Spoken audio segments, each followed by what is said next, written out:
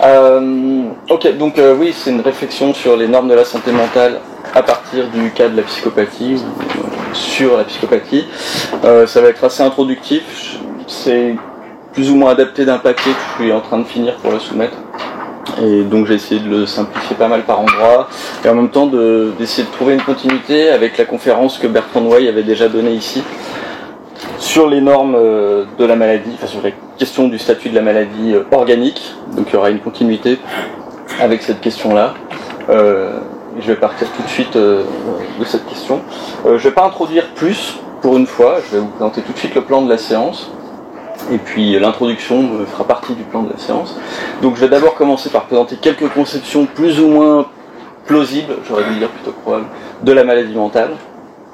Je vais considérer en tout cas qu'il y a des conceptions plus plausibles que d'autres. Je vais présenter ensuite le concept de psychopathie, et puis après, en fait, la vraie question qui va nous intéresser, c'est la troisième, c'est à savoir, est-ce qu'on peut considérer que la psychopathie, c'est une maladie mentale, si vous m'accordez que la psychopathie existe. Donc ça, ce sera un des enjeux de la conférence. Donc je vais essayer de défendre la thèse sur laquelle la psychopathie est une maladie ou un désordre mental ensuite. Donc je vais commencer par présenter des conceptions de la maladie mentale, mais avant ça évidemment, et c'est là qu'il y a une continuité immédiate avec ce que certains d'entre vous avaient pu entendre en écoutant Bertrand Noailles, il y a une question liminaire en fait qui consiste à se demander si il y a bien quelque chose de tel que des désordres mentaux. C'est assez étrange parce que cette question elle se pose assez spontanément, et très souvent il y a des gens qui sont nihilistes à ce sujet qui disent non mais les désordres mentaux ça n'existe pas, la maladie mentale ça n'existe pas. Alors que cette question elle se pose pas avec la maladie organique. On est tous d'accord pour dire qu'il y a des maladies organiques, que le corps peut dysfonctionner. Et donc à ce moment-là, quand on se pose des questions sur les maladies organiques, la question qu'on se pose c'est de savoir si la maladie c'est un concept objectif ou subjectif, c'est de ça dont vous avez parlé Bertrand. Est-ce que c'est moi qui décide quand je suis malade, quand je me sens mal, est-ce que ça c'est un bon critère pour savoir si je suis malade? Ou est-ce que la maladie elle se définit objectivement par rapport à des normes qu'on pourrait mesurer? Mais encore une fois, dans le cas de la maladie mentale, il y a une tendance assez courante, il me semble, au relativisme ou au nihilisme. Et étrangement, enfin je ne sais pas si c'est si étrange que ça, mais il paraît assez difficile d'admettre dans nos discussions ordinaires, mais même pour des philosophes, que l'esprit pourrait dysfonctionner tout autant que le corps. On peut prendre un exemple classique dans la littérature philosophique contemporaine, enfin presque contemporaine, avec un philosophe comme Georges Canguilhem, un philosophe très respectable, dont Bertrand là encore nous avait pas mal entretenu.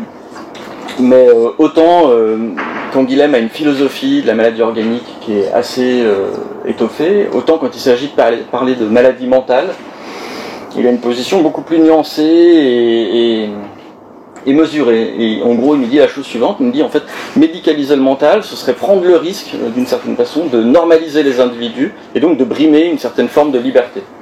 Ça ressort assez bien dans cette formule, il nous dit Canguilhem, il dit la chose suivante, la norme en matière de psychisme humain, c'est la revendication et l'usage de la liberté comme pouvoir de révision et d'institution des normes, revendication qui implique normalement le risque de folie. Donc en gros, qu'est-ce qu'il nous dit? Il nous dit que la liberté, ça consiste à pouvoir réviser des normes existantes, et la folie elle-même, elle se définit comme ce qui n'est pas conforme à la norme. Donc il y a une parenté naturelle entre la liberté et la folie. Et donc parler de folie et vouloir médicaliser la folie, ce serait prendre le risque de médicaliser des comportements qui sont peut-être simplement originaux ou novateurs. On peut prendre deux exemples triviaux. Rosa Parks qui refuse de laisser sa place à un blanc dans un bus, adopte un comportement anormal par rapport à la norme ambiante. Mais bon, si on se contente de dire que si elle est anormale, c'est qu'elle est folle, alors on aura un gros problème de médicalisation politique. Et puis Alex Honnold, je suis désolé pour les étudiants qui m'ont entendu parler toute l'année, qui est notoirement connu, notamment parce qu'il a gagné l'Oscar du meilleur documentaire, joué dans le meilleur documentaire sportif, entre guillemets, est célèbre pour avoir grimpé un mur de 900 mètres de haut, El Capitan, qui est une des plus grandes falaises pour les escaladeurs, sans corde, sans rien. Donc c'est littéralement fou en fait. Tout le monde vous dirait que c'est complètement dingue de faire ça, de monter à main nue un mur de 900 mètres de haut. Et on pourrait effectivement le suspecter d'être malade pour la même raison, c'est anormal. Qui irait faire ça? La question qui s'ensuit, c'est que dans ce cas-là, le psychologue, selon Canguilhem, risque d'être un agent de police qui se méconnaît comme tel.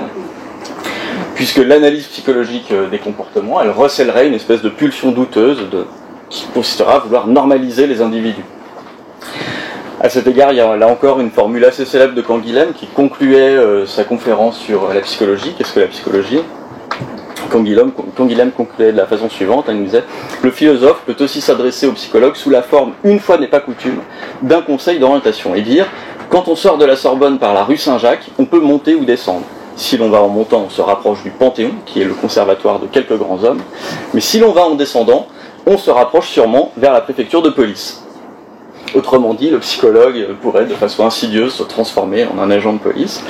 Et puis ces analyses, elles ont une certaine postérité, puisque grosso modo, c'est à peu près ça que va reprendre Foucault, en tout cas qui va développer, puisque la grande thèse, qui a encore beaucoup d'écho aujourd'hui dans la littérature contemporaine de Foucault, c'est de dire que la connaissance de la folie, ce serait en réalité l'envers d'une espèce de volonté de normaliser les individus, pour les rendre productifs, pour mieux les maîtriser, etc.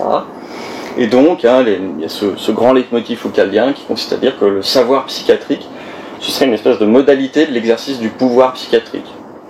On entend souvent du pouvoir politique, pardon. Et on entend souvent ce leitmotiv foucaldien qui consiste à dire que le savoir serait adossé à un pouvoir, ce serait toujours le revers d'un effet de pouvoir. Bon.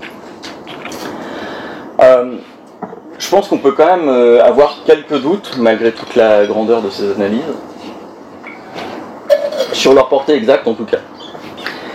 Il est difficile effectivement de les rejeter en bloc, on peut admettre que dans la psychiatrie il y a peut-être cette tendance parfois, mais néanmoins ces analyses-là elles semblent marquées par une conception un peu romantique de la folie ou des désordres mentaux.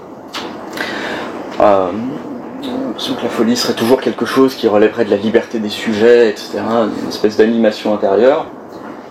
Et puis, de toute façon, parler de la folie aujourd'hui, comme on en parlait dans ces textes-là, en un sens, ça n'a plus vraiment de sens, parce que il n'y a pas la folie, il y a des désordres mentaux qui parfois n'ont juste rien à voir les uns avec les autres. Un accès de paranoïa n'a rien à voir avec une forme de dépression sévère, qui n'a rien à voir avec un trouble obsessionnel compulsif, qui n'a pas grand-chose à voir avec un syndrome de la main anarchique ou un syndrome de Capgras, dont je reparlerai peut-être un petit peu tout à l'heure. Donc bien sûr, ce qu'on pourrait se dire, c'est qu'on peut très bien, comme Canguilhem, exalter la liberté ou l'originalité des individus, et en même temps ne pas méconnaître l'existence de déterminismes psychologiques, neuro, etc., auxquels ces individus sont soumis. Et il me semble que depuis un siècle, il y a un constat qu'on peut faire, c'est que la psychologie a énormément progressé et qu'il devient possible de comprendre scientifiquement un certain nombre de comportements, et du même coup de pouvoir les prendre en charge dans de nombreux cas et d'éviter des situations catastrophiques pour beaucoup de gens.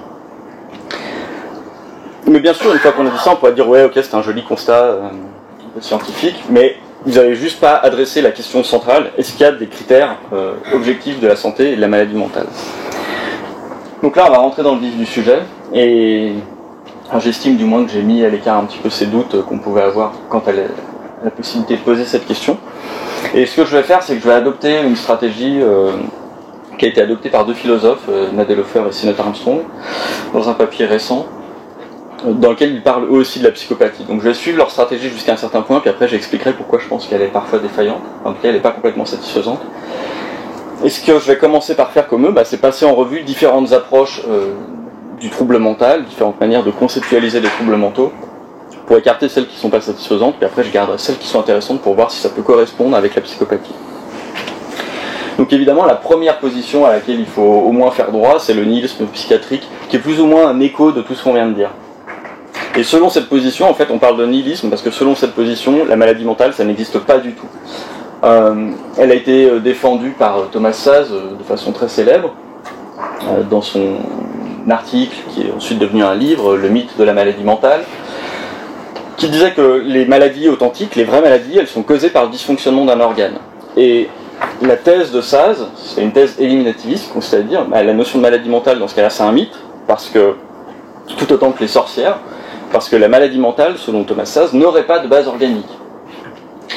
Alors c'est plus difficile à entendre, je pense, pour nous aujourd'hui, pour tout un tas de raisons évidentes, mais son idée, c'était de dire que elles n'ont pas de maladie organique parce que la plupart du temps, les maladies mentales sont des problèmes qui sont liés à des questions d'adaptation à des normes sociales, des normes légales, des normes éthiques, donc des problems in living, des problèmes de la vie en général.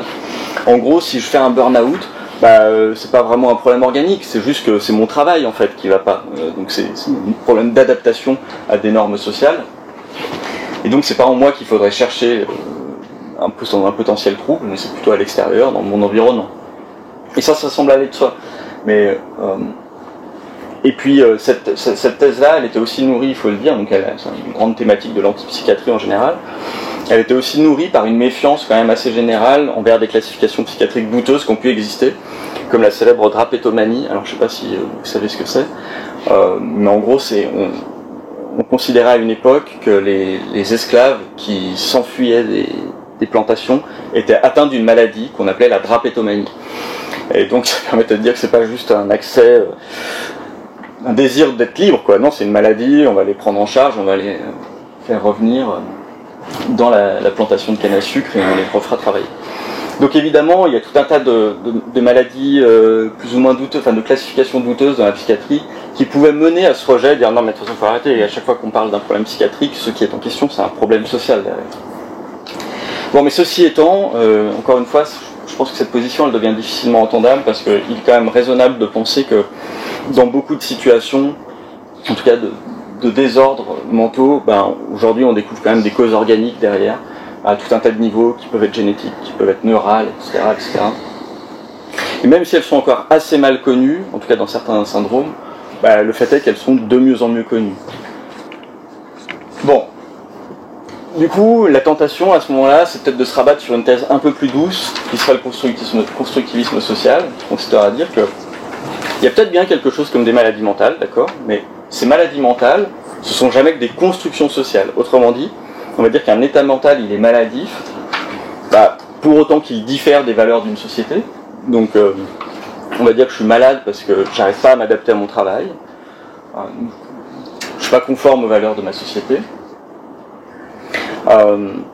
Mais dans ce cas-là, on pourrait très bien admettre qu'un individu est malade dans une société, mais pas malade selon les critères d'une autre société. Si dans une autre société on considère que c'est normal de ne pas arriver à s'adapter à son travail, ça ne serait plus une maladie. Évidemment, cette conception elle est assez tentante. On pourrait se dire, oui, dans chaque société on a des normes sociales différentes, après tout pourquoi pas, donc ce qui est une maladie quelque part ne l'est pas ailleurs. Mais il y a quand même des objections assez évidentes là encore, c'est que si c'était vraiment le cas, alors ça veut dire que littéralement je pourrais être déclaré comme atteint de troubles paranoïaques dans une société, mais pas dans l'autre, tout en ayant les mêmes troubles. Ce serait quand même très étrange. Et puis de toute façon, il y a une objection beaucoup plus fatale, c'est que il semble arbitraire de donner une quelconque autorité aux croyances sociales pour décider de ce qui est authentiquement une maladie ou pas. C'est pas parce que dans une société on croit ceci ou on croit cela que c'est le cas, et inversement. Donc au final, dire que une maladie mentale dépend des croyances d'une société, c'est jamais qu'un argument de popularité. C'est-à-dire, oui, dans telle société on croit ceci, donc on va dire que c'est vrai dans cette société, mais dans telle autre société on ne croit pas ceci. La schizophrénie n'existe pas dans une société, enfin n'est pas considérée comme une maladie dans une société, donc la schizophrénie n'existe pas. Ce serait très étrange. En tout cas, ça me semble tellement contre-intuitif et peu conforme à ce qu'on sait aujourd'hui de la schizophrénie que c'est pas vraiment défendable. Une autre tentation à partir de là, ce serait de se dire, puisque ces formes de relativisme ou de nihilisme ne marchent pas très bien, on va se rabattre sur une position beaucoup plus robuste, l'objectivisme. Dans ce cas-là, on va dire, la maladie mentale, ça existe, puis ça existe tellement bien qu'en fait, on peut la définir sans faire référence à des valeurs sociales. On va la définir uniquement en des termes naturalistes, alors en général par rapport à la fitness d'un individu, en un sens darwinien. La fitness, c'est la capacité qu'aura un individu à répandre ses gènes, ou en tout cas à se reproduire. Donc on va dire, on a juste besoin d'avoir un certain critère de la normalité biologique et organique. On va prendre une norme statistique. Et on va se dire qu'un état mental, il est sain, pour autant qu'il permet à un individu de maximiser sa fitness, ou d'avoir une fitness normale, donc de se reproduire de façon normale. Donc par exemple, je forme des croyances tous les jours, qui sont plus ou moins conformes à la réalité, et ça c'est plutôt utile, ça me permet en effet d'avoir un taux de reproduction normal, jusqu'ici. Si je commence à avoir des croyances délirantes, ça devient plus compliqué, par exemple. Et donc, Ce que va défendre quelqu'un comme Christopher Bourse, c'est-à-dire qu'un état mental, il est maladif s'il diminue la fitness d'un individu et qu'il est le résultat d'un dysfonctionnement interne chez cet individu. Donc typiquement, je pourrais dire à ce moment-là, si j'ai une conception objectiviste de la maladie mentale comme celle-ci, je vais dire, bon, bah, il y a certaines formes de schizophrénie paranoïaque dont on sait très bien qu'elles sont liées à un dysfonctionnement interne. On connaît un petit peu les mécanismes cérébraux qui sont derrière, etc. Et effectivement, ces schizophrénies-là, elles tendent, ça on le sait assez bien, c'est mesuré, elles tendent à diminuer la fitness des individus. Les individus se reproduisent moins, etc. Bon, là les problèmes sont beaucoup plus simples, mais du coup ils sont beaucoup trop simples. Et on va retomber sur des difficultés aussi bien connues. C'est-à-dire qu'il y a tout un tas d'états mentaux qui peuvent diminuer ma fitness. Et est-ce qu'on va les considérer comme anormaux pour autant, comme des états maladifs? Est-ce que mon désir de pratiquer le free fight, le combat libre, qui va clairement diminuer ma fitness, parce que je peux mourir sur un ring, est-ce qu'il est maladif? Non. Est-ce que le désir d'Alex Honnold de grimper sur des montagnes à main nue, sans corde, est maladif? Ça semble bizarre de dire ça. C'est peut-être des désirs étranges, mais en tout cas, c'est pas des désirs maladifs. Enfin, en tout cas, ça semble arbitraire. Et puis surtout, il y a un autre problème beaucoup plus massif, c'est qu'à ce moment-là, on risque de médicaliser tout un tas de conditions qui n'ont apparemment rien de pathologique. Et ça va entraîner des problèmes moraux et politiques. Alors par exemple, si on adopte un des objections qui est souvent adressée à Christopher Bourse, c'est de dire, si on accepte cette définition-là de la maladie mentale, on doit dire que l'homosexualité c'est un trouble mental. Parce que l'homosexualité va diminuer ma fitness de manière drastique. Donc, pourtant on a du mal à voir ce qu'il y aurait vraiment de pathologique dans l'homosexualité. Bon, donc c'est pas vraiment satisfaisant comme conception de la maladie mentale. Alors Bourse c'est un vrai... Enfin, il y a des conceptions assez fortes pour la maladie organique, mais dès qu'on transpose ça sur la maladie mentale, ça devient plus insatisfaisant. Il y a deux conceptions qui me paraissent un petit peu plus plausibles. La première c'est le normativisme, dont Bertrand avait un petit peu parlé aussi, Bertrand Nouaille, et qui est défendu par Nordenfelt, mais qui est plus ou moins une postérité, même si c'est jamais déclaré comme tel. C'est des philosophes qui sont trop lointains les uns des autres, mais c'est une postérité plus ou moins de l'analyse canguilhénienne des maladies organiques. Cette définition elle est assez simple, elle consiste à dire qu'une condition ou un état mental il est pathologique lorsqu'il nous empêche de réaliser certains buts vitaux. Et ça marche très bien avec l'addiction. Le livre de Nordenfelt, c'est un livre sur l'addiction. Puisque je peux très bien dire que l'addiction, typiquement, c'est une disposition mentale qui est incapacitante parce qu'elle envahit tellement mon esprit qu'elle m'empêche de poursuivre certains buts et qu'à terme elle nuit de manière assez stricte, de manière assez forte sur mon bien-être, qu'elle m'empêche d'atteindre un bien-être minimal. Et bon, bah ça c'est applicable, c'est transposable à beaucoup d'états mentaux. Alors ça marche pas avec certains, mais bon, typiquement sur la dépression ça marche bien, encore une fois sur la schizophrénie ça marche bien, etc. Donc ça c'est une théorie qui est plutôt satisfaisante. Elle a des problèmes dont je ne vais pas parler, mais elle est plus facile à défendre en tout cas. Et puis la théorie la plus consensuelle, on va dire, aujourd'hui dans la littérature actuelle, c'est la théorie du dysfonctionnement préjudiciable, qui est défendue par Jérôme Wakefield, et qui consiste à dire qu'une condition, un état mental est pathologique s'il réunit deux composantes. C'est pour ça qu'on va parler de dysfonctionnement préjudiciable. La première composante, c'est que cet état mental, il doit causer un préjudice à la personne en regard des normes qui sont en vigueur dans la culture de cette personne. D'ailleurs, ça peut même être un préjudice à d'autres personnes. On va en reparler tout à l'heure. Mais bien sûr, il ne suffit pas qu'un état mental me cause des préjudices pour être problématique. Parce que par exemple, ma petite taille pourrait être considérée comme un préjudice, mais on ne va pas considérer que c'est une maladie. Pourquoi ? Parce qu'il manquera une deuxième composante, c'est que il faut que mon état mental soit le résultat de l'impossibilité pour un mécanisme interne d'accomplir sa fonction ordinaire, telle qu'elle a été modelée par la sélection naturelle. Donc là encore, je pourrais très bien dire, bon bah, si je forme des croyances délirantes, c'est préjudiciable pour moi, et il se trouve que le fait que je forme des croyances délirantes, c'est généralement lié au dysfonctionnement d'un mécanisme interne qui, normalement, quand il fonctionne bien, contribue à me rendre adapté du point de vue de la sélection naturelle. Et ça marche aussi, voilà, j'ai pris l'exemple du syndrome de Capgras. Ma capacité à reconnaître les visages, donc c'est une capacité cognitive qu'on a, elle peut dysfonctionner, c'est le cas dans le syndrome de Capgras, et à ce moment-là, je commence à voir les gens que je côtoyais comme des imposteurs. Je me dis, tiens, c'est pas ma femme, c'est une fausse. Et je peux devenir violent, etc., etc. Et donc je commence à adopter un comportement qui est préjudiciable, en raison d'un dysfonctionnement interne. Donc l'idée, la force de cette position, c'est qu'elle réunit à la fois l'idée que dans la maladie mentale, il y a des valeurs, des normes sociales, etc., qui définissent ce que peut être un préjudice, et en même temps, on dit qu'il ne faut pas avoir que ça, il faut avoir en dessous une espèce de base organique qui entraîne ces préjudices. C'est pour ça que cette position est souvent considérée comme la plus consensuelle, et qu'elle est assez difficile à rejeter.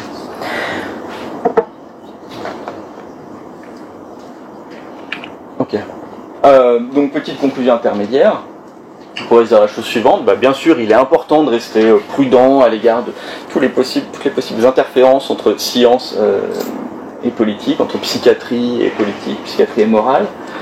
Mais ceci étant, il n'existe pas de raison sérieuse jusqu'ici de penser qu'une investigation scientifique des désordres mentaux serait par principe impossible. Au contraire, on a plutôt l'impression que le sens du vent a tourné à cet égard. Il semble qu'il existe des critères du normal et du pathologique qui sont plus plausibles que d'autres aussi, comme on vient de le voir.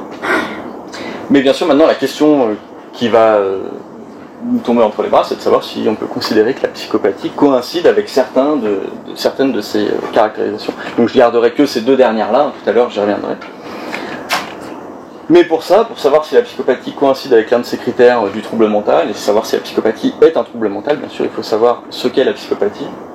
Il faut se mettre d'accord sur ce qu'on peut entendre par psychopathie.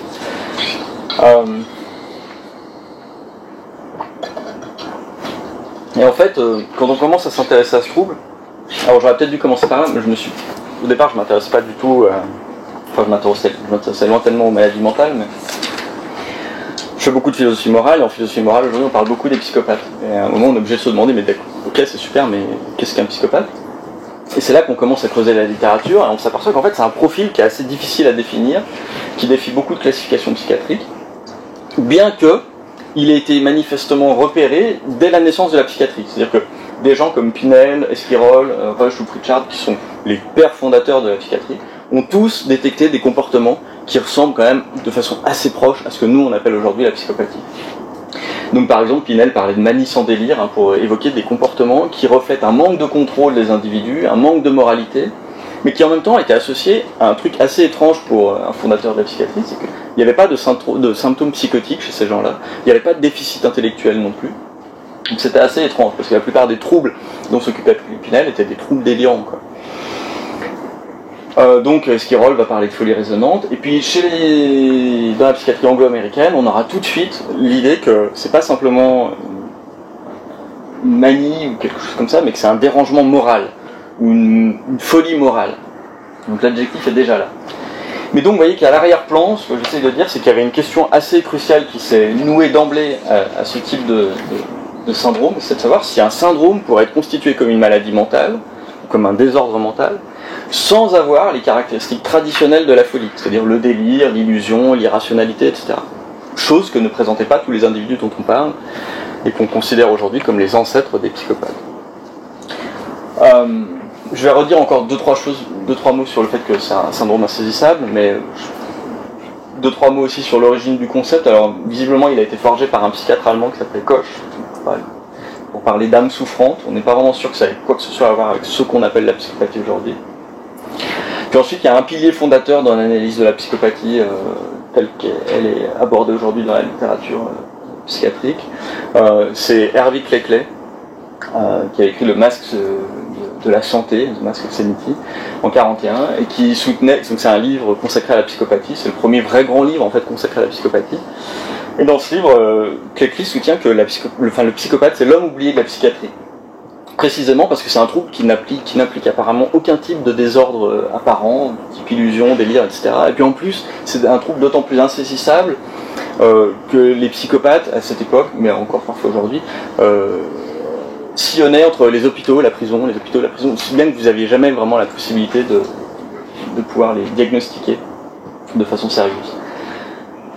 Toujours est-il que, tel que c'est présenté ce qui avait de frappant dans ce syndrome, c'est que le psychopathe, c'est quelqu'un qui semble ni fou ni malade à première vue, mais qui semble simplement mauvais ou nuisible, voire indifférent en fait au tort qu'il peut commettre. Donc ça rend ce trouble déjà insaisissable scientifiquement, et puis pour nous, c'est un trouble qui est assez insaisissable, parce qu'au final c'est un mot trivial qu'on emploie couramment, mais qui est associé à des représentations médiatiques qui ne sont pas fiables du tout, telles que celle-ci. Hein. En fait, la plupart du temps, on pense à des tueurs en série. J'ai retiré mon image de Donald Trump, mais là aussi, dans la littérature, enfin, pas du tout dans la littérature scientifique, mais dans la littérature courante, dans les journaux, etc. Souvent, quand on parle de psychopathe, on peut parler de psychopathie en col blanc, dont il n'est pas clair que ce soit exactement ça dont on parle quand on parle de psychopathie. Donc voilà, c'est un problème parce que la psychopathie est souvent confondue avec d'autres troubles tels que les tueurs en série. Alors Robert Hare, dont je vais parler dans quelques instants, estime qu'en fait il y a un tueur en série pour environ 20 000 ou 30 000 psychopathes.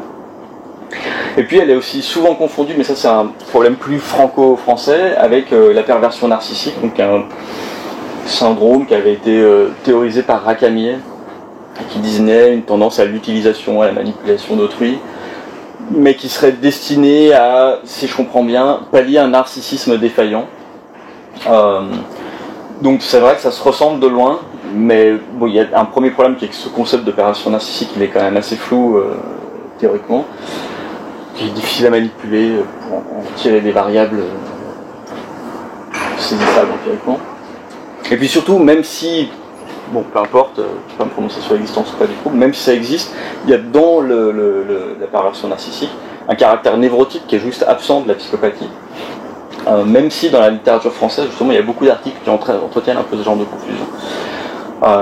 Mais très souvent, voilà, on a l'idée que le pervers narcissique qui souffre intérieurement et qu'il a besoin de compenser ça. Il n'y a aucun portrait de psychopathe que je connaisse qui corresponde à ça, à cette espèce de souffrance qu'on cherchera à combler.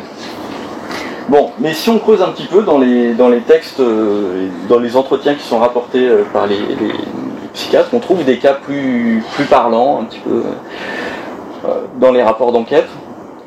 Alors j'ai pris les deux textes assez célèbres, le Max de la santé donc, de Clicquely, puis un texte beaucoup plus récent de Ken Keel, dont je présenterai aussi en 2 mots tout à l'heure. Au titre évocateur, L'homme qui murmurait à l'oreille des psychopathes, je ne sais pas si c'est un titre génial, mais dans tous les cas, par contre, c'est une source assez fiable, et il présente les cas suivants, qui sont vraiment des cas ultra typiques. Donc Gordon, c'est tous des gens que Keel a interviewés. Et donc il présente par exemple le cas de Gordon, qui a commis de nombreux braquages, qui a voyagé un peu partout dans des hôtels luxueux, qui a eu des relations avec de nombreuses prostituées, dont il dit qu'il les a toutes aimées profondément, et il se fait arrêter après avoir manqué de tuer l'amant de l'une d'entre elles, par jalousie. Grant est arrêté après avoir tué 2 de ses compagnons de braquage parce qu'il ne voulait pas partager le magot. Et comme aux États-Unis, avouer d'autres crimes qu'on a commis, ça peut être une circonstance qui fait que vous avez des réductions de peine. Dans ce cas-là, les gens se mettent à évoquer d'autres choses qu'ils ont fait. Donc il va se mettre à avouer tout un tas d'autres meurtres, de voitures volées, de braquages, etc. Et puis Bob, par exemple, a un parcours assez similaire. Il est arrêté pour avoir tué sa conjointe, simplement parce qu'elle lui avait dit qu'il était gros, chauve et fauché. Il dira qu'elle avait su appuyer sur les bons boutons pour l'énerver. Et donc il l'a enveloppé dans un tapis, il l'a jeté au fond d'une rivière, et on l'aurait jamais retrouvé si les parents de cette dame n'avaient pas insisté auprès de la police en disant il y a vraiment un truc étrange quand même qui s'est passé. Donc ça c'est vraiment le profil type. On parle d'hommes de 40 ans qui sont reconnus généralement coupables de 5 infractions graves au moins. Par infraction grave on entend des meurtres ou des agressions. La plupart d'entre eux mènent une vie assez similaire, qui est solitaire, qui s'achève en prison. Ils comptent jamais sur les autres, ils n'ont pas une vie sociale particulièrement, en tout cas une vie coopérative particulièrement prononcée. Et en général, ils ne sont pas particulièrement angoissés non plus par la perspective de l'incarcération. Ceci étant, tous les cas dont on vient de parler, les cas qu'a répertorié Keel, bien sûr on pourrait dire ouais mais ils ont une particularité commune, c'est que c'est tous des gens particulièrement violents effectivement, parce qu'ils sont tous dans des quartiers de haute sécurité où travaille Ken Keel. Mais il y a des cas assez typique aussi, qui ne ressemble pas forcément à ça, que rapportait Clicquely. Par exemple, Max, il y a plein de cas comme ça dans les textes de Clicquely, est l'auteur de nombreux délits mineurs, donc il a passé un temps considérable à faire des allers-retours entre la prison et l'hôpital. Quand il arrive à l'hôpital, il devient vite ingérable, il se fait insulter le personnel, etc. Il désorganise le service, donc très souvent il finit par retourner en prison, et ainsi de suite, et puis selon les circonstances, il montre qu'il peut s'adoucir au final quand on le menace de retourner en prison. Plus trop de problèmes. Bref. Et puis Roberta, c'est le cas d'une adolescente qui passe de devenir adulte, présente des problèmes assez étranges, elle ment régulièrement, mais sans jamais avoir de mauvaises intentions. Elle ruine ses parents en faisant des faux chèques, etc. Il n'y a encore aucune mauvaise intention. Elle fugue dans une chambre d'hôtel avec un quasi inconnu pour lequel elle n'a absolument aucune passion, parce que ça ne ressemble pas du tout à l'image qu'on pourrait imaginer de la fugue. Et quand on lui demande, en fait, elle n'a pas l'air de savoir elle-même pourquoi elle a fait ça. Et elle est même prête à dire qu'elle va changer son comportement, qu'elle est consciente qu'il y a des problèmes. Mais en même temps, on sent bien qu'il n'y a pas vraiment de motivation en ce sens-là, mais sans pour autant qu'elle soit hypocrite. Elle comprend qu'il y a un problème, elle comprend qu'il faudrait changer, juste pas de motivation.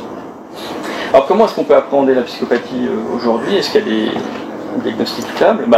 En fait, il y a quand même une liste d'items qui semble faire consensus dans la littérature internationale, qui est la psychopathie checklist revised, qui a été inventée par Robert R, donc on abrège par PCLR, PCLR. Donc c'est un outil diagnostique que je vais présenter un peu plus en profondeur. Je vais peut-être commencer tout de suite par dire qu'il est assez peu pratiqué en France pour le peu que j'ai essayé d'en savoir. En tout cas, je connais une personne pour l'instant, parmi les psychiatres que j'ai écoutés, qui la pratique. Et la plupart du temps, les gens ne sont pas formés à ça ou pas. Il peut y avoir plein de raisons à cela, dont on pourra parler dans les questions ensuite, mais toujours est-il que voilà, c'est pas, si vous n'avez jamais entendu parler, c'est pas tellement étrange. Donc c'est un outil diagnostique assez spécifique, qui exige une formation particulière, qui repose sur un entretien qui est filmé, qui est semi-structuré, il est guidé par un certain nombre de questions, qui est associé à un recueil de témoignages des proches de la personne qu'on étudie, avec un dossier juridique, etc. Et donc cet entretien il dure, en général, peut durer 2 jours, et puis il comporte 20 items qu'on va noter pour chacun de 0 à 2. Ce qui veut dire qu'on peut avoir 40 points maximum, et on estime que le seuil diagnostique est de 30 points. Alors je rentre tout de suite dans le lard. Les 20 items sont les suivants. Il peut y avoir le bagou, le charme superficiel, le sens grandiose de sa propre valeur de la personne, le besoin de stimulation, le mensonge pathologique, ainsi de suite. Et donc vous avez cet entretien avec la personne que vous évaluez, et puis vous allez essayer de voir si il a un charme superficiel. Si vous jugez qu'il n'a pas du tout de charme superficiel, vous lui mettrez 0 sur cet item-là. Si vous jugez qu'il a un sens grandiose de sa propre valeur qui est assez prononcé, vous pourrez lui mettre 1, parce qu'il remplit moyennement cet item. Mais si vous jugez qu'il n'y a aucun doute, vous lui mettrez 2. Et ainsi de suite pour chaque item. Donc encore une fois, vous pouvez aller jusqu'à 40 points maximum, et on estime qu'en général le seuil diagnostic est de 30 points. Dans certains pays européens, il est un peu plus bas. Parfois le seuil est à 27, parfois même à 25. En fait, essayez pour rire de vous l'appliquer à vous-même, je ne devrais pas vous dire ça, mais vous n'irez pas à plus de 15 points la plupart du temps. Donc, arriver à 25 points, c'est déjà quelque chose d'assez exceptionnel. Et puis il y a un truc important, surtout que je dois évoquer là, c'est que chaque item peut être associé à l'un de ces 2 facteurs comportementaux, donc il peut renvoyer soit aux relations interpersonnelles et affectives du sujet, soit plutôt à son caractère impulsif ou antisocial. Bon. Alors, il y a quand même des items sur lesquels il faut que je m'arrête un peu plus, parce qu'ils sont importants pour ce que je vais dire ensuite. Le sens grandiose de sa propre valeur, par exemple, c'est un des trucs qui revient le plus souvent, parce que il conduit les psychopathes à adopter des défenses catastrophiques dans les tribunaux, parce qu'ils vont considérer que leur avocat est complètement nul et qu'ils vont bien mieux s'en sortir eux-mêmes, ce qui généralement n'est pas bon pour eux, en réalité.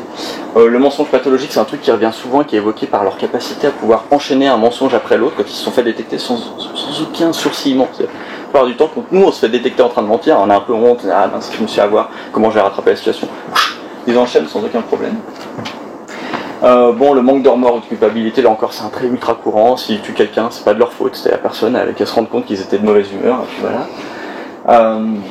L'affect superficiel, ça renvoie au fait qu'ils ont certaines émotions qui sont particulièrement émoussées, peu prononcées, etc. Donc je vais en reparler beaucoup plus tard. Le manque d'empathie, c'est pas qu'ils sont incapables d'attribuer des états mentaux à autrui, ils ont une théorie de l'esprit, mais en revanche, ils ont du mal à partager certaines émotions, et on sait que c'est le cas notamment pour la peur et la tristesse. Le mode de vie parasitique, c'est le fait qu'ils ont une grande tendance à dépendre dans leur vie de l'existence d'autrui. Donc, là, ils trouvent un moyen d'exister aux dépens d'autrui. Les problèmes comportementaux de jeunesse, bon bah ça c'est un truc assez courant, voilà. Et le manque de but réaliste sur le long terme, c'est surtout celui-ci que je voulais prendre, ce qui va être important pour la suite aussi, c'est que ces gens-là souvent font des plans sur la comète, très souvent quand ils sont en prison. Je veux devenir avocat, je veux devenir un écrivain à succès, je veux devenir même un mécanicien renommé, etc. Et très vite ils abandonnent ces plans quand ils sortent de prison. Voire même ils les abandonnent en prison sans qu'on sache vraiment pourquoi, sans qu'eux-mêmes sachent vraiment pourquoi. Alors bien sûr, à partir de ce moment-là, en général, il y a une réaction immédiate que je commence à bien connaître. Mais quand même, tout ça c'est un peu réducteur, non? Un être humain, c'est pas simplement qu'une liste d'items. Il y a plusieurs réponses assez sensées. La première, c'est de dire, bah oui, certes, mais il s'agit pas du tout de dire qu'un individu n'est que cela. On est bien d'accord. La deuxième réponse, c'est que tout diagnostic, de toute façon, suppose qu'on cherche des symptômes typiques. Et c'est particulièrement le cas en psychiatrie aujourd'hui. Et puis surtout, en fait, il n'y a pas vraiment d'autres solutions si on veut arriver à des diagnostics fiables qui pourront être dotés d'une pertinence pour la prise en charge, qui ne seront pas fondés seulement sur des critères interprétatifs ou sur le ressenti du psychiatre vis-à-vis de ce à quoi il est confronté. Et par ailleurs, pour atténuer encore cette réponse, on peut très bien dire, moi j'aurais aucun problème à dire ça, mais je pense que tout le monde est d'accord avec ça aujourd'hui, qu'il est tout à fait plausible qu'il y ait plusieurs sous-types de personnalités psychopathiques, que la psychopathie en soi, évidemment, ça n'existe pas plus que la schizophrénie, mais c'est une commodité de langage qu'on emploie. C'est très probable qu'il y ait différents sous-types de profils psychopathiques. D'ailleurs, un truc dont j'ai pas parlé, c'est que en fait, l'échelle de R qu'on utilise là maintenant est généralement quadrifactorielle. C'est pas très utile pour nous, mais ça permet d'avoir des diagnostics plus fins. Pourquoi cet outil de diagnostic là il paraît important? Mais il y a plusieurs raisons. La première, c'est que en fait ce diagnostic de la psychopathie il est beaucoup plus fin que l'un des diagnostics qui est les plus courants, en tout cas dans le monde anglo-saxon, qui est celui du DSM. Du DSM-5, donc le manuel de référence de la psychiatrie anglo-saxonne. En général, quand on sert du DSM pour diagnostiquer la psychopathie, on utilise le label de trouble de la personnalité antisociale. Et le problème, c'est que ce label-là, il va capturer 80 à 90% de la population carcérale, donc autant dire qu'en fait, tous les gens qui sont en prison sont des psychopathes. Mais c'est évident, puisque le trouble de la personnalité antisociale, enfin le diagnostic du trouble de la personnalité antisociale, il se concentre uniquement sur la deuxième dimension du diagnostic qu'on a passé en vue, donc le caractère impulsif antisocial. Fatalement, si vous prenez que ça en vue, en prison, il y a de fortes chances que vous ayez beaucoup de gens qui aient des tendances antisociales. Voilà, c'est pas très très étonnant. Il y a des gens qui sont là par erreur, c'est les 10 ou 20% qu'on ne comprend pas là-dedans, mais pour le reste, on est bien d'accord. C'est peut-être pas un hasard. Bon. En revanche, si on adopte ce diagnostic de la PCLR, qui prend en compte aussi la dimension affective de l'individu, son style interpersonnel, la manière dont il se comporte au quotidien, on s'aperçoit qu'il y a une proportion beaucoup plus mince en fait, de la population carcérale qui correspond à ça. On a plus de 15 à 25% de la population carcérale. Et on s'aperçoit aussi en fait qu'il y a une très forte force prédictive dans ce diagnostic, parce qu'il nous apprend qu'en fait 80% des psychopathes diagnostiqués avec cette échelle-là sont sujets à la récidive, ou 30% pour les prisonniers ordinaires. Ce diagnostic, il a aussi une certaine force parce qu'il permet de distinguer ce qu'on appelle la psychopathie primaire et la psychopathie secondaire. Alors en fait, la psychopathie secondaire, c'est ce qu'on appelle aussi parfois la sociopathie acquise. Bref, c'est tout ce qui relève des désordres de l'humeur, de l'agressivité qui est non dirigée, qui comporte aussi parfois des déficits dans la planification. En fait, c'est des symptômes qui sont souvent associés à des lésions du cortex préfrontal ventromédian. Or, dans la psychopathie, ce qu'on sait, c'est qu'il n'y a pas de lésion cérébrale. Enfin, en tout cas, dans ce cas-là, on parlera de psychopathie acquise. Mais il y a un fonctionnement étrange du cerveau, mais il n'y a pas de lésion. Or, la sociopathie acquise, c'est le cas. Par exemple, Antonio Damasio, qui est un neurologue célèbre, vous avez peut-être déjà entendu parler, avait écrit un livre qui s'appelle L'erreur de Descartes, dans lequel il parle de personnages qui correspondent à ça. Mais c'est pas de la psychopathie à proprement parler. Et puis, une dernière chose en faveur de ce diagnostic, c'est qu'il a un plutôt bon degré de fiabilité et de validité, c'est-à-dire qu'on s'aperçoit que quand on demande à des psychiatres qui sont formés à ce diagnostic d'évaluer les mêmes sujets, ils atterrissent sur le même type de diagnostic final, à 1 ou 2 points différents près sur leur notation. Bon, Ceci étant, bien sûr, on pourrait se dire, ok, mais ça fait quand même 20 items, c'est beaucoup, on aimerait qu'il y ait des traits un peu plus saillants. Alors on peut dire qu'il y a des traits plus saillants quand même, malgré tout. Si on veut avoir un espèce de profil un peu psychologique typique de la psychopathie, on s'aperçoit que ce qui est le plus courant, et ce qui vient en premier, c'est quand même un déficit empathique et émotionnel qui est notable, donc avec une absence de culpabilité qui est manifeste. Et surtout, ça c'est un truc qui a été découvert par James Blair en 1995, il y a des difficultés assez fortes, non seulement à éprouver de la peur et de la tristesse, mais aussi à les reconnaître, à les identifier sur des photos, à les identifier dans des prosodies. Et puis ces déficits émotionnels, ils sont aussi palpables dans le fait que les psychopathes sont assez insensibles au conditionnement aversif. C'est-à-dire qu'ils ont peu de tendance à retenir des leçons émotionnelles de leurs erreurs. C'est essayer de les conditionner à ne pas refaire quelque chose, par exemple avec des chocs électriques, ça va pas tellement bien marcher. Et donc ils ont de la même manière une assez faible réactivité au stress. Ce qui est un problème en général, c'est plutôt bien d'être réactif au stress. Le stress nous indique qu'il y a des choses qu'on doit éviter, qu'on doit faire attention. Eux n'ont pas vraiment ça, un peu de stress. Une deuxième caractéristique assez forte et importante, c'est qu'ils ont une tendance à la manipulation et à la duperie, qui est assez poussée et qui peut aller jusqu'à utiliser de violence instrumentale. Ce qu'on appelle la violence instrumentale, ça a tendance à utiliser la violence pour atteindre certains buts. Et ça les distingue complètement, par exemple, des psychopathes secondaires ou des sociopathes dont on a parlé juste avant, qui en général utilisent des formes de violence purement réactives. Ce ne sont pas des violences destinées à atteindre certains buts, comme obtenir de l'argent, par exemple. Et puis un troisième item important, c'est que manifestement, ils ont un rapport aux règles morales qui est assez étrange. Alors, James Blair avait soutenu au départ qu'il ne les comprenait pas, enfin il avait pensé l'avoir démontré expérimentalement, mais il avait un nombre de sujets beaucoup trop faible en fait. Et quand Simat et Hauser ont essayé de reproduire son expérience, ils ont obtenu des résultats contraires, puis ils avaient un protocole bien plus fin en fait. Ils se sont aperçus que les psychopathes comprennent tout à fait les règles morales qu'on manipule au quotidien, mais qu'ils n'ont juste rien à faire. Et on parle de règles morales basiques, genre il est mal de taper autrui sans raison. Ils comprennent, mais sauf que quand vous allez dire mais je comprends pourquoi je devrais appliquer cette règle, parce qu'en fait c'est mieux pour la vie en société, etc. En général, ils vont pas donner de raison pertinente. Ils disent, non, mais je comprends pourquoi les gens veulent l'appliquer. Enfin, pourquoi moi je devrais l'appliquer.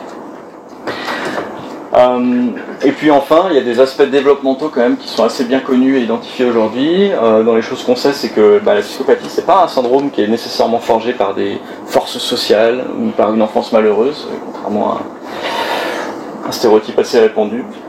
On sait qu'il y a des facteurs neurologiques, génétiques, etc. Alors par exemple, on ne trouve pas de différence notable entre les environnements familiaux des gens qui sont psychopathes et des gens qui ne sont pas psychopathes. C'est qu'on trouve des psychopathes dans tous les milieux sociaux, dans toutes les couches sociales. Et puis les études les plus récentes disent qu'il y a quand même 50 à 60% des traits psychopathiques les plus centraux, ceux dont on vient de parler, le manque d'empathie, etc., qui sont des traits héritables. Donc l'héritabilité, c'est une mesure de ce qui, dans un trait, relèverait plutôt d'une forme d'innéité que d'un déterminisme social, pour le dire rapidement. Donc ça ne veut pas dire que c'est une mesure des chances qu'un trait soit inné. Par contre, ce qui est vrai, c'est qu'on trouve des différences de prévalence en fonction des milieux, des gens, et on sait aussi que les milieux sociaux vont engendrer des formes de développement assez différentes. Alors typiquement, on sait que dans les milieux plus aisés économiquement, le développement des troubles psychopathiques a généralement une issue moins malheureuse que dans les milieux moins aisés socio-économiquement.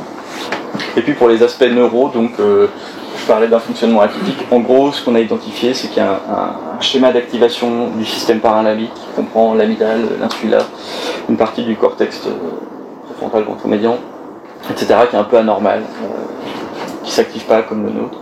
Et ça, on l'a découvert notamment grâce à Ken Keel, celui qui a écrit le livre dont je parlais tout à l'heure, le Psychopath Whisperer, parce qu'il a réussi à obtenir des fonds pour avoir un IRM mobile qui lui a permis d'aller faire des scanners à la chaîne en prison, ce qu'on ne pouvait pas faire avant, c'était beaucoup plus compliqué. Donc c'est des résultats assez robustes, parce qu'on ne parle pas d'échantillons de 20 personnes comme on le faisait dans les années 90, mais de plusieurs milliers de personnes. Bon, donc si je conclue un petit peu sur tout ce que j'ai dit là, je vais arriver à peu près dans le temps, on pourrait dire qu'il y a des raisons solides de penser que les personnalités psychopathiques, ça existe réellement, hein, c'est pas juste une invention classificatoire absurde comme la drapetomanie. On peut dire aussi que le diagnostic en PCLR, il est doté d'une validité, d'une fiabilité qui est assez robuste, notamment parce qu'il possède un degré de prédictibilité important sur les risques de récidive. Et puis il nous renseigne de façon assez instructive sur les composantes de la personnalité psychopathique, qui comprend aussi bien des tendances antisociales qu'un certain nombre de composantes affectives. Mais bien sûr, à partir de là, la question qui nous reste entre les bras, c'est de savoir si tout ça, c'est bien suffisant pour nous conduire à admettre que la psychopathie, c'est une maladie. Donc on va essayer de défendre cette thèse. Je vais essayer d'aller assez vite, mais il y a évidemment plusieurs enjeux dans cette question de savoir si la psychopathie, c'est une maladie mentale. Des enjeux pratiques, évidemment, la question de la responsabilité. Alors aux États-Unis, la pente est plutôt inverse en général. Dans certains États, un diagnostic de psychopathie peut conduire à la peine de mort. Donc on pourrait imaginer qu'il pourrait y avoir des circonstances inverses. On peut imaginer que si on considère que c'est une maladie, ça pourrait être une circonstance atténuante. Mais bien sûr, peu de gens, alors je le mentionne en passant, mais peu de gens auront envie de ça aussi, parce que si ça veut dire que les psychopathes devraient aller dans les hôpitaux et venir déréguler les services, forcément c'est pas non plus... Enfin c'est un problème embarrassant, quoi, qui mériterait des développements à soi seul. Et puis bien sûr derrière ça il y a aussi la question de la prise en charge. Si la psychopathie est une maladie, est-ce qu'on peut la prendre en charge, etc. Donc, c'est une question que j'aborderai pas, dont je peux parler dans les questions, mais jusqu'ici on peut dire que les perspectives de prise en charge étaient assez pessimistes, mais qu'il y a 2-3 raisons d'être un peu plus optimiste depuis 10 ans. Mais bon, c'est balbutiant. Donc pourquoi on pourrait... Enfin, il y a des raisons quand même a priori de considérer que c'est... On l'a vu, que c'est peut-être pas un désordre mental. C'est qu'il n'y a pas de déficit cognitif marqué dans la psychopathie. Il n'y a aucun déficit intellectuel palpable, mesurable. Il n'y a pas de caractère délirant. Il n'y a pas de dérégulation émotionnelle à proprement parler, comme dans un désordre des humeurs, par exemple. Mais néanmoins, il y a beaucoup de psychologues aujourd'hui qui soutiennent qu'on pourrait comprendre la psychopathie comme une maladie morale, pour toutes les raisons qu'on a évoquées en fait. Ce sont des gens dangereux qui comprennent ce que sont les règles morales mais qui n'en ont rien à faire. Donc par exemple, James Baer, dont j'ai déjà pas mal parlé ce soir, soutenait ça en 95. Il a c'est plus trop appesanti sur ces idées-là ensuite. Mais des neurologues en particulier, comme De Oliveira Souza et son équipe, ou Adolf Frame, soutiennent que la psychopathie serait un désordre du cerveau moral ou un trouble du circuit neural sous-tendant la moralité. Mais le problème, c'est que cette approche-là, il me semble qu'elle est à la fois réductrice et égarante. Égarante parce que parler de maladie morale, en fait on ne sait pas ce que veut dire morale ici, à part juste problème antisocial. Donc c'est là autant parler de problème antisocial.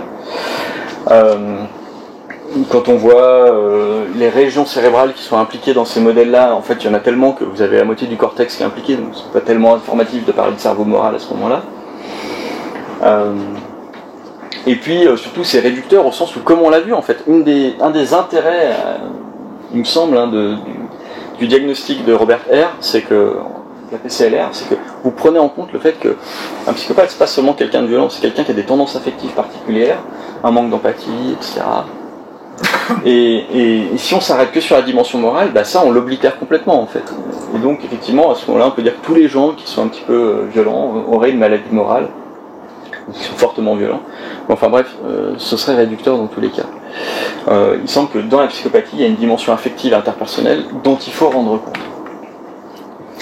Bon, ceci étant, on peut avoir aussi des doutes plus généraux à l'égard de l'idée que la psychopathie serait une maladie. Et c'est des doutes qui, pour la plupart, me semblent être de bon sens et qu'il faut mentionner. Le premier, évidemment, c'est qu'on ne peut pas fonder un diagnostic médical uniquement sur des fondements moraux ou sociaux. Être immoral, ça ne veut pas forcément dire qu'on est malade. Comme l'ont bien dit Murphy et Stitch, deux philosophes américains assez importants, les individus qui causent des problèmes ne sont pas nécessairement des individus qui ont des problèmes. Tant pis pour nous, mais c'est comme ça.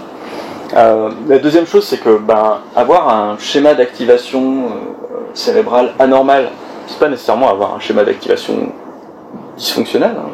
C'est pas parce qu'ils ont un modèle cérébral différent qu'ils vont mal. On a tendance à considérer les activations cérébrales à ce moment-là des psychopathes comme dysfonctionnelles simplement parce que on considère que c'est mal, c'est un problème d'être un psychopathe, mais dans ce cas-là il y a une circularité vicieuse dans l'approche. Et puis bien sûr, il est tout à fait possible, enfin bien sûr, il est théoriquement possible que la psychopathie soit une stratégie évolutionnaire viable.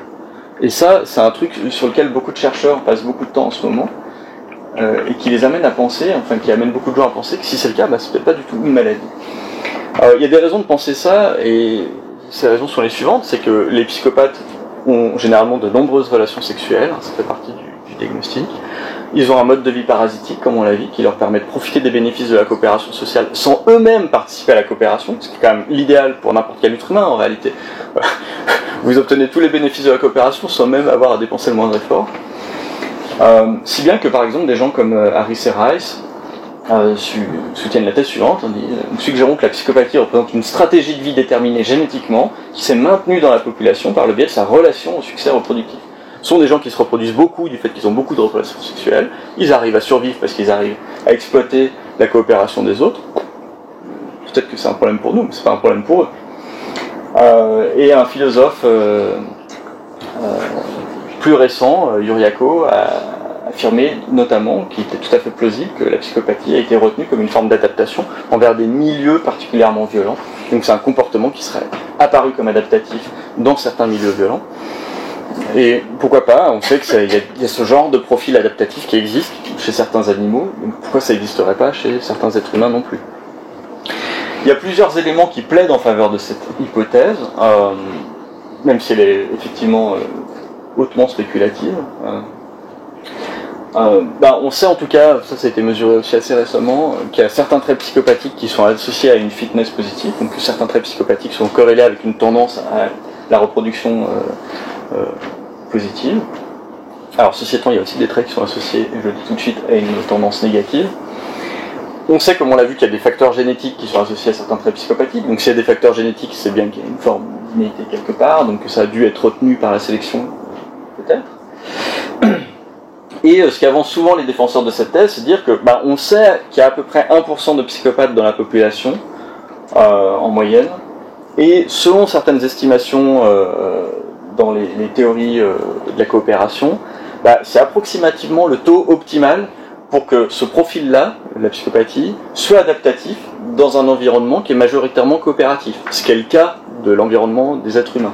Notre environnement, il est majoritairement coopératif, nous sommes des créatures coopératives, et s'il y a juste 1% d'individus parmi nous, qui ne sont pas des individus coopératifs, qui profitent de la coopération en toute tranquillité, pour eux ce ne sera pas un problème, parce qu'ils ne seront pas détectés la plupart du temps, puis s'ils se font détecter de toute façon, ils en paieront les conséquences, mais ils se seront déjà reproduits. Et puis ils ne sont pas très nombreux. Ce serait un problème si on était tous des bêtes d'utilité et qu'on n'était pas des créatures coopératives, etc. Mais c'est pas le cas. Donc, de ce point de vue, c'est un profil qui peut profiter de façon harmonieuse de notre coopération.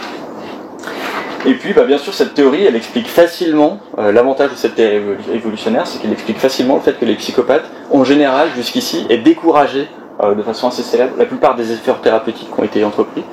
La plupart des témoignages psychiatriques c'est décourageant, il n'y a rien à faire, on ne pourra jamais arriver à rien. Un psychologue évolutionnaire va dire, forcément, il n'y a aucun résultat possible, puisque c'est pas une maladie, il n'y a rien à soigner, vous n'allez rien soigner du tout en fait. Le problème est mort là en fait. Bon. Alors, ceci étant, je pense qu'il y a une réponse alternative qui consiste à considérer que la psychopathie est effectivement un désordre mental, mais qu'il ne faut pas considérer simplement comme un désordre moral, mais plutôt comme une forme d'aveuglement émotionnel. Donc la suggestion que je vais adopter, qu'on avait adoptée au départ, parce qu'on était deux à défendre cette thèse avec Denis Forest, mais ouais, je suis tout seul désormais, mais je sais que Denis est d'accord avec moi. C'est de dire qu'il ne faut pas poser le problème simplement en termes moraux, il faut essayer d'analyser la psychopathie de façon plus compréhensible en gardant à l'esprit toutes les caractéristiques dont on a parlé, et dire que dans ce cas-là, ce qui semble la caractériser, c'est plutôt un trouble affectif qui empêche les psychopathes de saisir la plupart du temps la signification émotionnelle des stimuli auxquels ils sont confrontés, en tout cas certaines significations émotionnelles. À cet égard, il est patent que Hervé Cleckley, un des papas fondateurs dont on a parlé tout à l'heure, avait comparé les psychopathes à des daltoniens. En fait, l'idée qu'on défend, que je défends, c'est plutôt que c'est une métaphore inexacte, C'est-à-dire qu'il s'agit plutôt d'un aveuglement émotionnel tout court, pas d'une forme de daltonisme, mais d'un aveuglement à l'égard de certaines valeurs contextuelles. Quelques petits points pour d'abord soutenir cette hypothèse avant de l'élaborer. Rappelons-nous que les psychopathes ne font pas l'expérience de certaines émotions, en tout cas de la tristesse et de la peur, et qu'ils ont du mal à les reconnaître également. Ils ont une faible réactivité au stress et au conditionnement aversif, et puis ils ont des déficits empathiques assez notoires. Par ailleurs, dans une méta-analyse assez récente, Dawel et ses collègues ont aussi montré que les déficits affectifs ne concernaient probablement pas que les émotions et la tristesse. Même pour la joie, par exemple, j'en oublie une, il y a aussi une forme d'émoussement assez fort. Et donc la thèse qu'on pourrait défendre à partir de là, c'est de dire que cette insensibilité émotionnelle, c'est pas seulement la cause de problèmes sociaux ou moraux pour nous, c'est aussi la cause de problèmes personnels, en fait, pour ceux qui en sont atteints, ou ceux qui en souffrent. Et il y a deux caractéristiques assez importantes des émotions qui permettent d'essayer de défendre cette thèse. La première caractéristique, c'est que, qui intrigue beaucoup de philosophes, mais de psychologues aussi, c'est que les émotions, elles entretiennent apparemment un lien important avec les valeurs, et ça c'est assez manifeste dans le fait que la plupart, une grande majorité du langage évaluatif partage une parenté forte avec le langage affectif. C'est-à-dire que pour évaluer les choses, on dit qu'elles sont dégoûtantes, méprisables, effrayantes, réjouissantes, et ainsi de suite. On dit indignantes aux États-Unis aussi. Ça marche pas chez nous. Bon, et donc une façon d'essayer de capturer ce lien, cette parenté entre les émotions et les valeurs, c'est de dire que les émotions, elles possèdent une intentionnalité qui est évaluative. Alors ce que les philosophes appellent une intentionnalité, c'est pas le fait qu'on veuille quelque chose, c'est simplement le fait qu'un état mental soit dirigé vers quelque chose. Et donc l'idée, c'est de dire que les émotions, elles sont dirigées vers des objets qu'elles évaluent. Typiquement, la peur, elle évalue son objet comme dangereux. Avoir peur de quelque chose, ma peur, elle est intelligible si je peux dire que l'objet que j'ai en face de moi, il est dangereux. La colère, elle évalue son objet comme offensant. La tristesse, elle évalue son objet comme étant une perte, et ainsi de suite. Et à partir de là, il y a une première conséquence qui découle assez trivialement de ce constat, c'est que les psychopathes manquent manifestement de certaines émotions constitutives de notre psychologie, et que par conséquent, ils vont avoir tendance à échouer lorsqu'il s'agit de saisir la signification émotionnelle de certaines situations, et notamment les dangers qui sont associés à la peur. Nous, la peur, elle a une forte valeur pour nous parce qu'elle nous permet de repérer certains dangers. Et la tristesse, elle a une valeur pour nous parce qu'elle nous permet de repérer certaines formes de pertes qu'on pourrait subir ou qu'on subit. C'est pas le cas des psychopathes. Donc forcément, à ce moment-là, les conséquences de vos actes ont moins de valeur pour vous. Si vous ne vous rendez pas compte qu'il y a un danger dans le fait de frapper quelqu'un parce que vous pouvez quand même finir en prison, ça devient problématique. Puis il y a une deuxième caractéristique assez importante des émotions, c'est qu'elles focalisent notre attention sur des objets qui sont supposés être pertinents pour nous. Et en ce sens-là, en général, la plupart des émotions sont reliées à des propriétés de notre environnement qui sont susceptibles de satisfaire ou d'empêcher certaines de nos motivations. Et par motivation, on entend nos intérêts, nos désirs, etc. Je ne suis pas obsédé par tous les dangers du monde. La plupart du temps, je suis obsédé par les dangers qui me concernent moi, qui sont pertinents pour mes motivations à moi, qui vont m'empêcher de satisfaire certains désirs, etc. Et cette caractéristique-là, l'idée que les émotions, elles focalisent notre attention sur des objets pertinents pour nous, elle permet de faire sens du fait justement qu'il y a des valeurs dans notre environnement. Les choses, elles sont dangereuses pour moi dans la mesure où elles menacent certains de mes intérêts. Une chose est une perte pour moi dans la mesure où elle est relative à un attachement que j'avais, par exemple. Bon. Donc l'idée, c'est de dire que... l'hypothèse, c'est que les psychopathes souffrent d'un aveuglement émotionnel, l'hypothèse AE. Et dans ce cas-là, cette hypothèse, je pense qu'elle a plusieurs bénéfices. La première, c'est que, comme les psychopathes, on l'a vu, ont des déficits marqués pour la peur et la tristesse, ils ne peuvent pas vraiment être sensibles à la pertinence émotionnelle d'un certain nombre de situations. Et donc, ils vont échouer à détecter ce qui est dangereux pour eux. Autrement dit, ils ne peuvent pas vraiment prendre soin de leur propre motivation. C'est-à-dire que ça explique quand même le fait qu'ils n'aient pas beaucoup de buts réalistes sur le long terme, qu'ils les abandonnent, etc. Ils ne se rendent pas compte, en fait, ou que certains comportements les mèneront irrémédiablement en prison, tout simplement. Ou les amèneront à perdre des choses auxquelles ils pouvaient tenir, mais même ça c'est douteux. Et puis il y a un deuxième bénéfice de cette hypothèse, c'est qu'elle est cohérente avec tout ce qu'on a dit jusqu'ici de l'activité cérébrale des psychopathes. C'est-à-dire qu'on s'aperçoit que dans ce pattern qu'on a évoqué du système paralymbique, il y a quand même des déficits assez forts au niveau de l'amygdale, qui sont particulièrement marquées en regard des expressions émotionnelles. On s'aperçoit que l'amygdale, elle a une fonction assez forte qui dépasse simplement la peur à laquelle on l'associe en général, mais que c'est plutôt un détecteur de pertinence, c'est-à-dire que l'amygdale, elle décharge à chaque fois qu'il y a un événement pertinent pour nous dans notre environnement, même un stimulus pertinent. Et puis l'activité anormale du système paralimbique, du cortex préfrontal, on sait aussi que ça joue un rôle assez notable dans l'apprentissage émotionnel, dont on a vu, et dans la prise de décision, dont on a vu que c'était un problème assez fort dans le cas de la psychopathie. Puis un troisième bénéfice, c'est qu'ici on explique assez facilement le fait que les psychopathes ils soient insensibles aux normes morales, justement parce que celles-ci, elles n'ont pas de pertinence pour eux. C'est-à-dire que si vous n'êtes pas capable de partager la peur ou la tristesse d'autrui, ça devient beaucoup plus compliqué de recruter une norme morale dans votre fonctionnement cognitif, même si vous comprenez pourquoi elle existe, quoi. Ouais, ok, il y a des normes morales, mais je ne sais pas ce que c'est que la peur et la tristesse, donc c'est compliqué de voir le point. Et donc, selon l'hypothèse de l'aveuglement émotionnel, le comportement violent des psychopathes, il ne doit pas être compris à proprement parler comme un genre de désordre moral, mais comme un produit dérivé de déficit émotionnel beaucoup plus profond, qui affecte la conduite de leur vie aux psychopathes en général. Ok, je vais essayer de finir rapidement. Alors je reviens à Nadel Hofer et Sinot Armstrong, vous avez dit que globalement on soutient à peu près la même thèse. C'est pas tout à fait vrai, c'est-à-dire que eux vont dire justement que la psychopathie c'est un désordre mental pour cette raison. C'est-à-dire que, en gros, hein, c'est la citation que j'ai prise, les psychopathes sont incapables de mener des vies normales, productives et saines. Donc à ce moment-là, ils correspondent à aucun des critères qu'on avait répertoriés de la maladie mentale tout à l'heure. Sauf que forcément, ce qui frappe à ce moment-là, c'est de dire, mais attendez, vous appelez quoi vie normale, productive et saine? Ça semble un petit peu paternaliste. Et il semble que si on veut défendre cette thèse-là, il faudra adopter une perspective un peu moins paternaliste. Et dans ce cas-là, ce qu'il faut faire, c'est essayer d'emprunter un détour par les théories du bien-être les plus crédibles, en tout cas les plus courantes. Bref, il faut essayer de montrer qu'un psychopathe ne va pas bien. Donc il faut savoir ce que veut dire aller bien. Je vais le faire rapidement, ça sera assez téméraire, mais en gros il y a 3 théories majeures aujourd'hui du bien-être. La théorie la plus grande c'est l'hédonisme, c'est-à-dire que aller bien, c'est juste avoir plus de plaisir que de déplaisir dans la vie, sur une balance. Une autre théorie c'est la théorie du désir ou de la satisfaction du désir, c'est-à-dire que aller bien c'est le fait de pouvoir satisfaire un maximum de désirs. Et il est assez clair que selon ces 2 théories, on ne peut pas vraiment dire que les psychopathes vont bien, puisque la plupart d'entre eux finissent enfermés. Donc dans un article assez important, Kiel et Hoffman ont estimé que non seulement les psychopathes ont 15 à 25% de chances de plus que les gens ordinaires d'être emprisonnés, mais qu'en fait 93% des psychopathes sont derrière les barreaux. Donc en gros, être un psychopathe rend, pour un individu, la perspective d'être emprisonné très très très très probable. Donc à ce moment-là, vous n'allez plus avoir beaucoup de plaisir, ni beaucoup de désir satisfait. Il y a une troisième théorie du bien-être, qui est la théorie objective, qui dit que pour aller bien, il faut satisfaire il faut posséder certains éléments qu'on considère de façon plus ou moins défendable comme des critères objectifs du bien-être. Par exemple, être autonome, être en bonne santé, j'en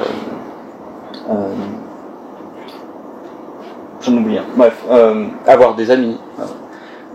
Le problème, c'est que les psychopathes ne sont pas autonomes, puisqu'ils ont un mode de vie parasitique. Ils ne sont pas en bonne santé, puisque la plupart du temps, il y a un taux de comorbidité très fort de la psychopathie, soit avec l'abus de psychotropes, soit avec d'autres problèmes. Et puis de toute façon, ils sont menés dans des situations conflictuelles régulières qui les amènent à ne pas être en bonne santé. Et puis, comme ce sont la plupart du temps de forts menteurs et manipulateurs, c'est pas une caractéristique qu'on associe généralement à l'amitié. Donc c'est assez douteux qu'ils aient des amitiés très profondes. De toute façon, il n'y a pas d'exemple dans la littérature qui correspond à ça. Donc ce qu'on pourrait dire à partir de là, c'est de dire ok, mais même si de toute façon, par hypothèse, c'est crédible, il y a certains d'entre eux vont bien, ça ne constitue pas un argument suffisant, puisque la plupart d'entre eux vont mal. Donc c'est sûr que pour n'importe quel syndrome désordre mental, vous trouverez des gens qui vont bien probablement avec ce désordre, mais ce sera toujours une infime minorité. Donc ça c'est pas un argument top. Donc il est beaucoup plus plausible de penser que la psychopathie c'est une condition qui empêche la grande majorité des sujets qui en souffrent d'aller bien, notamment parce qu'ils finissent derrière les barreaux. Il y a d'autres trucs qu'on pourrait dire en plus, mais je ne vais pas charger la barque. Et dans ce cas-là, on rejoint les 2 théories du désordre mental qu'on avait abordées tout à l'heure. C'est-à-dire que soit on va adopter la théorie normativiste, et dans ce cas-là c'est assez facile de dire que La plupart du temps, la psychopathie, elle empêche les individus d'accomplir leurs buts vitaux. De toute façon, ils finissent par abandonner la plupart de leurs buts sur le long terme. Et la plupart du temps, ils se contentent de satisfaire des besoins assez élémentaires. Soit on va dire, en adoptant la théorie du dysfonctionnement préjudiciable de Wakefield, que la psychopathie, elle porte préjudice à leur propre bien-être, aux psychopathes, mais aussi à leur environnement, et qu'elle repose par ailleurs sur des anomalies organiques qui sont apparemment dysfonctionnelles. Ça, je devrais le défendre plus en longueur, mais je peux pas, pour des raisons de temps. Et donc, cette approche, pour finir, elle esquive la plupart des difficultés qu'on a aperçues tout à l'heure, c'est-à-dire que on n'est pas en train de dire que la psychopathie c'est juste un syndrome différent de notre psychologie ordinaire, c'est un syndrome qui est clairement préjudiciable pour les gens qui le portent. C'est pas un syndrome qui est basé, c'est pas un diagnostic qui est basé simplement sur des considérations sociales ou morales, mais aussi sur les conséquences dommageables de ce syndrome pour la personne elle-même. Et enfin, on a plusieurs moyens à partir de là de résister à l'idée que la psychopathie est une adaptation évolutionnaire. Soit j'adopte la position normativiste et je dis ouais, c'est peut-être un profil évolutionnaire, mais un profil pourrait très bien être évolutionnaire et en même temps non adapté à notre environnement actuel, et donc être pathologique en ce sens-là. Soit ensuite je peux adopter une défense plus fine si j'adopte la thèse de Wakefield, mais encore une fois je ne peux pas rentrer là-dessus. Mais encore une fois, on pourrait très bien se dire, attendez, ça sonne quand même un peu paternaliste malgré tout ça, je peux quand même défaire d'un arrière-goût étrange.